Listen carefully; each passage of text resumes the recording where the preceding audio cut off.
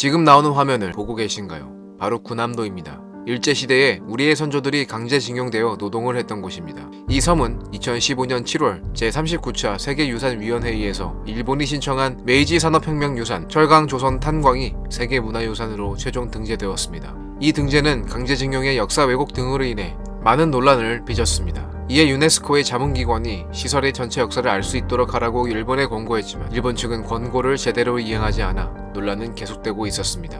결국 제44차 유네스코 세계유산위원회가 일본의 군함도 왜곡에 강한 유감을 표명하는 내용의 결정문을 컨센서스, 즉 전원 동의로 채택했습니다. 특히 주목할 부분은 결정문에는 당사국의 관련 결정을 아직 충실히 이행하지 않은 데에 대해 강한 유감을 표명한다는 내용이 담겼는데 세계유산위 결정문에 이러한 표현이 들어가는 것은 매우 이례적인 경우라고 합니다. 지난 2018년 결정문에는 강력 촉구라는 표현도 쓰였습니다.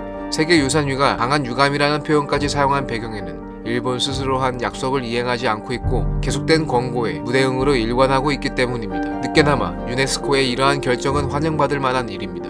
그런데 일본 정부의 언론 플레이로 보일 수 있는 일본 매체의 보도가 이어지고 있습니다. 극우 성향 매체로 유명한 산케이 신문은 23일 외무성 관계자의 말을 인용하여 한국 정부가 세계유산위 위원국들의 로비 활동을 벌였던 사실도 확인됐다고 주장했습니다. 이 간부는 유감 결의가 채택하게 된 요인은 한국 정부가 유네스코 사무국을 압박한 영향이 강하다며 한국이 전문가의 의견을 금과 옥조처럼 취급하는 유네스코 분위기를 정치적으로 이용했다고 밝혔습니다. 일본 매체가 정부 관계자의 발언을 인용해 고의적으로 여론의 방향을 바꾸려는 모습입니다. 추가적인 설명을 드리자면 일본은 군함도 등 메이지시대 산업유산시설 23곳의 세계문화유산 등재가 결정됐을 당시인 지난 2015년 7월에만 해도 한국인 강제노역을 인정하며 희생자들을 기리기 위한 조치를 해석 전략에 포함시키겠다고 했습니다. 심지어 사토쿠니 당시 주 유네스코 일본 대사는 제39회 유네스코 세계유산위에서 1940년대 일부 시설에서 수많은 한국인과 여타 국민이 본인의 의사에 반해 동원돼 가혹한 조건 하에 강제로 노역했다고 직접 밝혔습니다. 세계유산위는 각 시설의 전체 역사 이해할 수 있는 해석 전략을 마련하라고 일본에 권고했고 일본 측은 1940년대 일부 시설에서 수많은 한국인이 강제 노역한 사실을 이해할 수 있는 조치를 취하겠다. 인포메이션 센터와 같은 희생자를 기리기 위한 조치를 해석 전략에 포함하겠다 등을 약속했지만 2020년 6월 문을 연 산업유산정보센터 건립 자체만을 가지고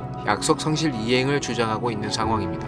일본 측의 이러한 무성의한 태도에 우리 정부는 세계유산위 21개국과 지속적으로 접촉했고 부당함을 알아달라며 관심을 촉구했습니다. 이에 따라 유네스코와 국제기념물유적협의회 전문가 3명으로 구성된 공동조사단은 지난달 7일에서 9일까지 도쿄 현지에 1명, 나머지 2명은 화상으로 실사를 진행했습니다. 공동조사단은 우리가 제시하는 문제점을 바탕으로 실사를 실시했고 이후 총 60페이지 분량의 보고서를 통해 일본 정부의 조치 불충분, 불이행 결론을 내렸습니다. 세계유산위는 이번 결정서 채택을 통해 일본에 다음과 같이 요청했습니다. 각 시설의 전체 역사 해석 전략, 한국인 등 강제노역 이해 조치, 희생자 추모 조치, 국제모범 사례, 당사자 간 대화 등과 관련해 이행을 요청했습니다. 이와 관련 일본은 오는 2023년 제46차 세계유산위에서 검토될 이행 경과 보고서를 내년 12월 1일까지 제출해야 합니다. 계속해서 모르쇠로 일관하고 있는 일본이 어떤 대응을 할지 지켜봐야겠습니다.